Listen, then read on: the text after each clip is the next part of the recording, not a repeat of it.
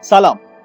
موتور احتراقی به دستگاهی گفته میشه که وظیفه داره انرژی شیمیایی نهفته در سوخت رو به انرژی مکانیکی و حرکت تبدیل کنه. موتورها انواع و اقسام زیادی دارن و میشه اونها رو بر اساس پارامترهای مختلف دسته‌بندی کرد. اول از همه به طور کلی موتورهای احتراقی به موتورهای احتراق داخلی و موتورهای احتراق خارجی دسته‌بندی میشن.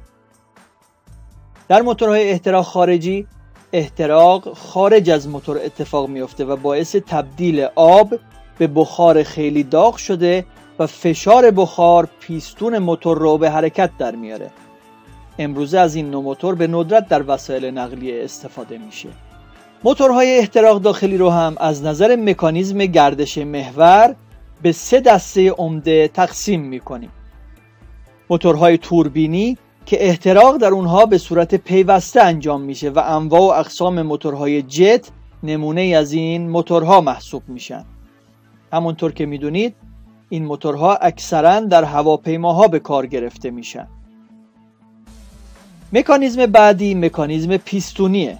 رایج‌ترین و پرکاربردترین مکانیزم برای موتورهای احتراق داخلی که بر اساس حرکت پیستون داخل سیلندر و 4 عمل مکش، تراکم، احتراق و تخلیه انرژی شیمیایی رو به حرارت و انرژی حرارتی رو به کار مکانیکی تبدیل میکنه.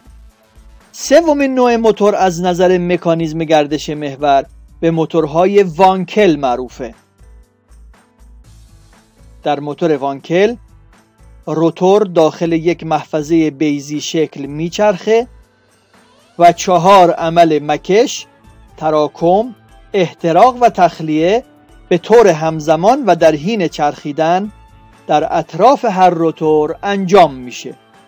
موتورهای پیستونی از نظر سیکل کاری به موتورهای 2 زمانه و 4 زمانه تقسیم بندی میشن. به موتورهایی که 4 عمل اصلی موتور رو در یک دور کامل میلنگ یا یک بار بالا رفتن و یک بار پایین اومدن پیستون داخل سیلندر تکمیل میکنن 2 زمانه میگیم.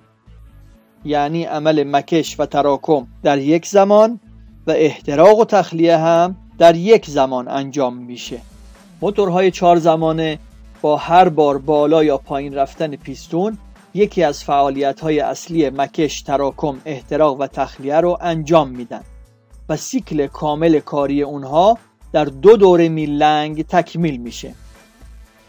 موتورهای 4 زمانه از نظر اشتعال به موتورهای شمع اشتعالی یا همون بنزینی و اشتعال تراکمی یا دیزل دسته‌بندی میشن.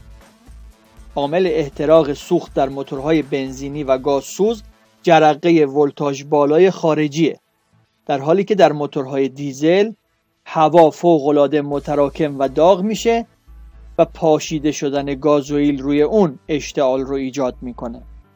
موتورهای پیستونی از نظر ساختمان یا چیدمان سیلندر و پیستون دسته‌بندی‌های زیادی دارن. موتورهای ردیفی،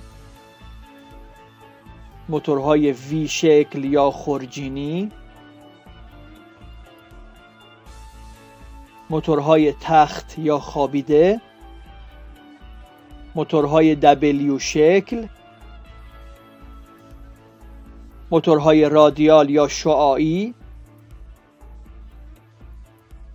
و همچنین موتورهای پیستون متقابل نمونه از این دسته‌بندی ها به حساب میان.